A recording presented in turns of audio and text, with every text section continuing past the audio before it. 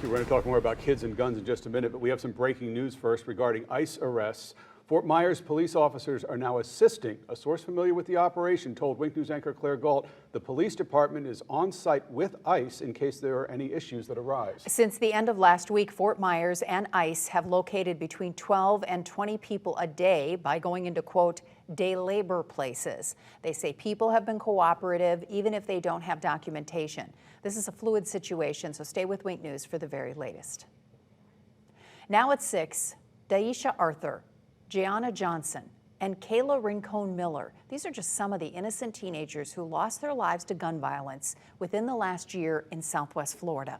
Southwest Florida Crime Stoppers wants to raise awareness about the dangers of children and teenagers accessing guns through a new PSA. Wink News reporter Jillian Haggerty joins us live now with this. Jillian, you heard from a mother who lost her 13-year-old son to gun violence. That's right, Chris. I got a statement from a mother who lost her 13-year-old son to gun violence, and it's going to be 14 years this April. In a statement, she said that it's one of the most painful things a parent should ever endure. And unfortunately for her son, that case has still not been solved. Now, this is why Crime Stoppers is doing what they can to raise an awareness towards this.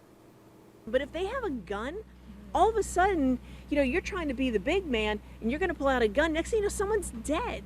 Manager of Southwest Florida Crime Stoppers, Trish Rout, says one life lost to gun violence is one too many. Take a look. In recent years, the area has faced the heartbreaking reality of young lives taken too soon by gun violence. Kids should never have guns. There's a reason laws are in place. Rout told me there is an alarming trend on social media where teens are flaunting firearms they've obtained. Parents having open communications with their children.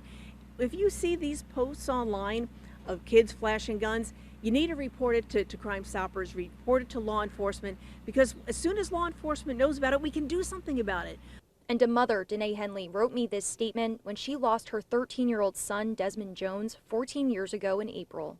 You can see it says, "It breaks my heart every time I hear another parent who's lost a child at the hands of gun violence, because I know all too well the excruciating pain that never goes away." And that statement continues on, but in response, Southwest Florida Crime Stoppers has produced a powerful public service announcement aimed at raising awareness about gun violence among teens and the horrific consequences of youth access to firearms. Senseless gun violence at the hands of young people has got to stop. We hear things all the time, and on social media, it's all right there. This should never happen.